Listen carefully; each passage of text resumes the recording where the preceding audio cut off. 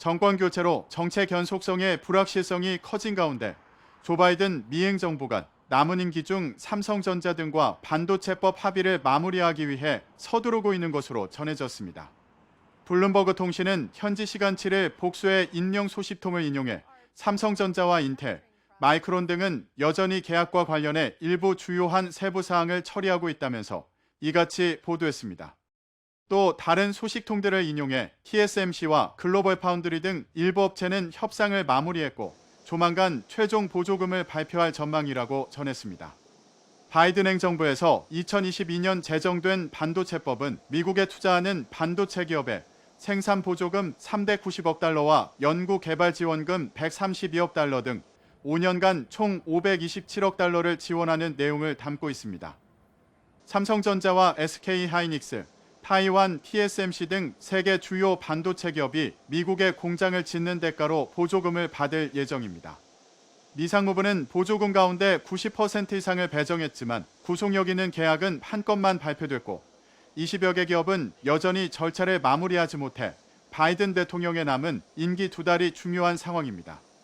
블룸버그는 미 당국이 연말까지 가능한 많은 계약을 마무리해 기업들의 자금이 유입되도록 하는 방안을 오랫동안 목표로 해왔다고 전했습니다. 게다가 대선에서 공화당 도널드 트럼프 전 대통령이 승리하면서 바이든 행정부로서는 시급성이 더해졌으며 반도체 업체들도 트럼프 2기 행정부에서 재협상에 나서는 것을 피하려 한다고 분석했습니다. 굳건한 동맹, 협력 파트너로서의 한미 관계를 강조해온 정부. 하지만 도널드 트럼프 전 대통령의 당선으로 달라질 통상 환경에 대한 우려는 숨기지 않았습니다. 트럼프 당선인이 강조해온 정책 기조가 현실화될 경우 우리 경제에 미칠 영향이 상당할 것으로 예상되므로 정부는 경제관계 장관회의를 범정부 컨트롤 타워로 하여 선제적이고 빈틈없는 대응을 해나가겠습니다. 트럼프 당선인이 유세 내내 강조한 건 미국 우선주의 그리고 대중국 견제 강화입니다. 무엇보다 공약으로 내세운 반도체 지원법과 IRA법의 후퇴 그리고 관세 장벽이 현실화할지가 관건입니다. 반도체 기업의 미국 현지 투자에 대한 보조금 약속이 뒤집힐 수도 있다는 우려가 크지만 글로벌 우위인 한국 반도체를 향해 쉽게 공세에 나서진 않을 거란 평가도 나옵니다. 미국에는 대체제가 없으니까 관세 30%면 30% 이상 높일 거 아니에요. 미국 시장에는. 그러면 미국 빅테크 기업들이 그 30% 이상 더 주고 사야 돼요. 그러면 누가 좋을 것 같습니까? 가장 비상이 걸린 건 자동차와 배터리 업계입니다. 인플레이션 감축법 수정은 물론 트럼프 행정부 자체적으로 세액 공제 혜택을 줄이는 것도 가능해졌기 때문입니다. 전기차용 배터리 판매량 둔화가 정말 가시화되면 이것은 이제 우리 기업한테 더 크게 부정적인 영향을 입을 것으로 그렇게 보여요. 지원 규모를 줄이는 방식으로 이제 추진할 가능성은 있다.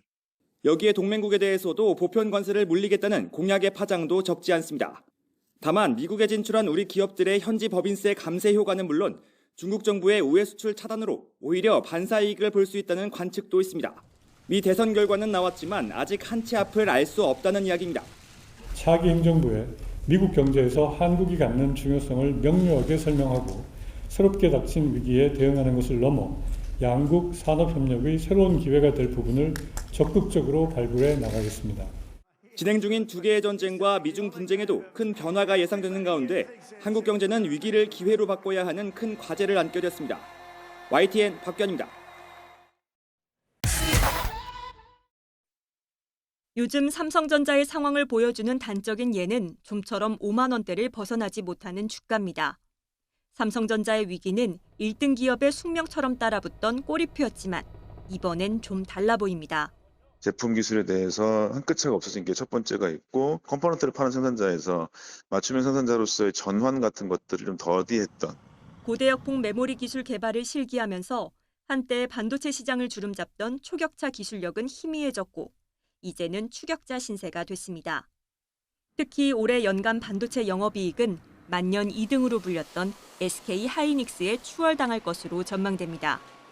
이에 재계와 시장의 시선은 이재용 회장의 입에 집중되고 있습니다.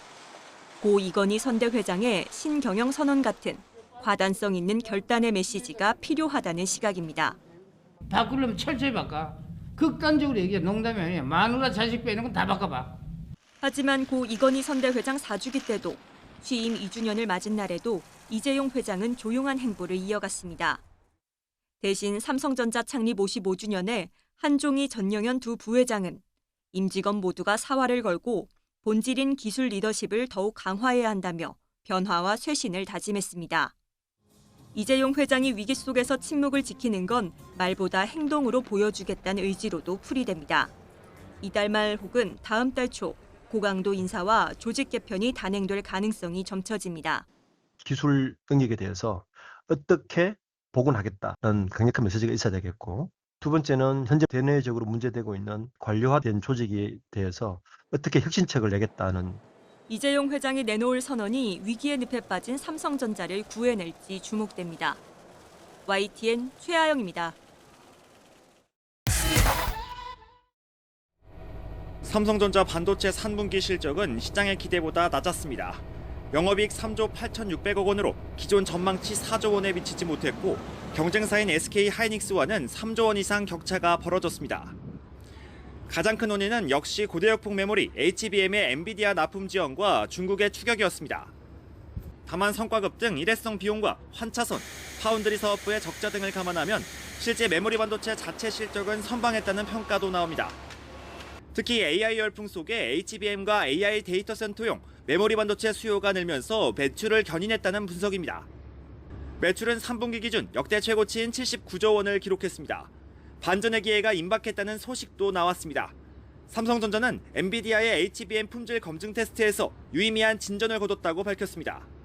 HBM3 사업화가 지연되었지만 현재 주요 고객사 퀄 과정상 중요한 단계를 완료하는 유의미한 진전을 확보하였고, 이에 4분기 중 판매 확대가 가능할 것으로 전망됩니다. 시장의 기대감이 높아지면서 삼성전자 주가는 13거래일 만에 장중 6만 원대를 회복했습니다. 다만 6만 원을 다시 뚫지 못하고 0.17% 오른 59,200원으로 장을 마감했습니다.